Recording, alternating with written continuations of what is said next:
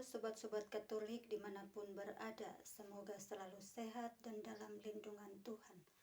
Pada kesempatan ini saya akan berbagi pengetahuan seputar ajaran gereja berjuang melawan bid'ah. Yang pertama, Arianisme. Arianisme adalah suatu doktrin kristologi non-trinitarian yang dikembangkan oleh Arius, seorang presbiter di Alexandria, Mesir, pada abad keempat Masehi. Doktrin ini berpendirian bahwa Yesus Kristus putra Allah yang diperanakan oleh Allah Bapa dan berbeda dari Allah Bapa sehingga lebih rendah daripada Allah. Tokoh pelopor Arianisme adalah Arius sendiri. Arius adalah tokoh pelopor Arianisme. Ia lahir sekitar tahun 256 Masehi di Libya dan meninggal pada tahun 336 Masehi di Konstantinopel. Arius adalah seorang presbiter di gereja Alexandria dan memiliki pengaruh besar di kalangan umat Kristen pada saat itu. Ajaran Arianisme. Arius mengajarkan bahwa Tuhan adalah satu-satunya yang abadi dan tidak tercipta. Ia sangat tinggi sehingga ia sendiri tidak mungkin menciptakan dunia secara langsung. Oleh karena itu, Bapa terlebih dahulu menciptakan sebuah makhluk, yakni Putra dan Sabda atau Logos, yang menjadi jembatan ciptaan selanjutnya. Putra itu tidak sama abadinya dengan Bapa. Putra diciptakan yang disebut anak angkat Tuhan, dan Roh Kudus ciptaan Putra yang pertama. Maka pemahamannya adalah bahwa Kristus tidak ilahi melainkan diciptakan. Pandangan ini ditentang oleh Alexandria bahwa Putra sepenuhnya sungguh-sungguh Allah dalam arti mutlak sebagaimana Allah. Yang kedua, Nestorianisme. Nestorianisme adalah sebuah doktrin Kristen yang dikaitkan dengan Nestorius, Patriark Konstantinopel pada abad ke-5. Doktrin ini mengajarkan bahwa Yesus Kristus eksis sebagai dua pribadi yang terpisah, yaitu sebagai manusia Yesus dan sebagai putra Allah atau Logos.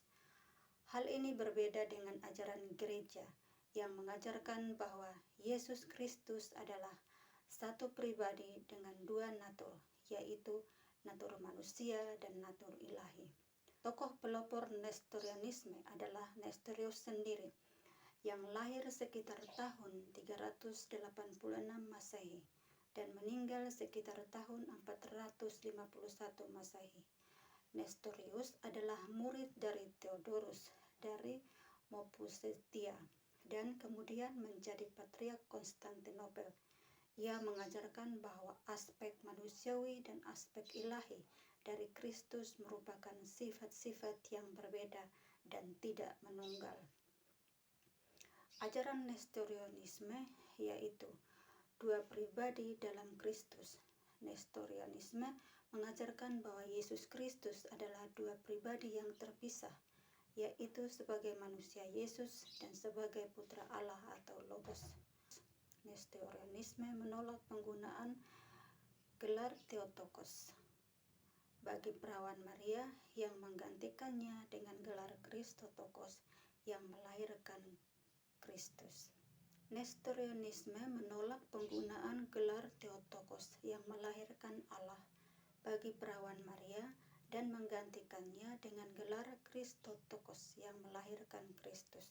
Tokoh-tokoh zaman patristik atau apologetik yang dengan giat membela iman Kristiani dari ajaran Arianisme dan Nestorianisme antara lain Athanasius dari Alexandria, seorang uskup dan teolog yang memainkan peran penting dalam Konsili Nisea dalam membela iman Kristen dari ajaran Arianisme. Yang kedua, Basilius dari Kaisarea, seorang uskup dan teolog yang menulis beberapa karya untuk membela iman Kristen, termasuk melawan Eunomius yang membahas tentang ajaran Arianisme. Yang ketiga, Cyrillus dari Alexandria, seorang uskup yang memainkan peran penting dalam konsili Efesus dan membela iman Kristen dari ajaran Nestorianisme.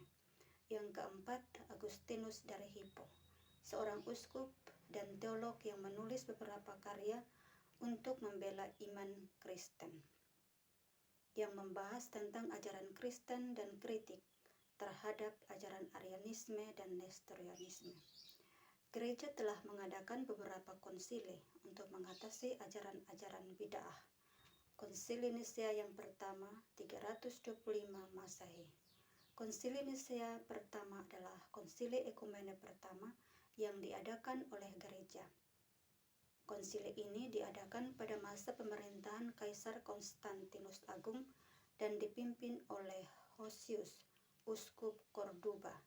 Inti dari konsili ini adalah untuk menentukan kodrat ilahi Allah Putra dan hubungannya dengan Allah Bapa, serta untuk mengatasi ajaran Arianisme yang menyatakan bahwa Yesus tidak memiliki kodrat ilahi yang sama dengan Allah Bapa.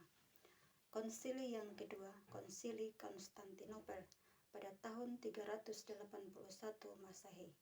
Konsili Konstantinopel pertama diadakan pada masa pemerintahan Kaisar Theodosius dan dipimpin oleh Timotius, uskup Alexandria. Inti dari konsili ini adalah untuk mengatasi ajaran-ajaran bid'ah yang muncul setelah konsili Nisea, termasuk Arianisme dan Macedonianisme. Konsili ketiga adalah Konsili Efesus pada tahun 431 Masehi. Konsili Efesus diadakan pada masa pemerintahan Kaisar Theodosius dan dipimpin oleh Cyrilius, uskup Alexandria. Inti dari konsili ini adalah untuk mengatasi ajaran Nestorianisme yang menyatakan bahwa Yesus memiliki dua pribadi yang terpisah, yaitu pribadi ilahi dan pribadi manusiawi. Yang keempat, Konsili Kalsedon pada tahun 451 Masehi.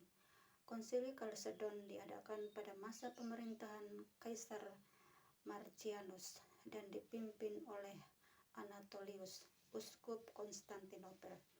Inti dari konsili ini adalah untuk mengatasi ajaran-ajaran bid'ah yang muncul setelah konsili Efesus, termasuk monofisitisme dan Nestorianisme.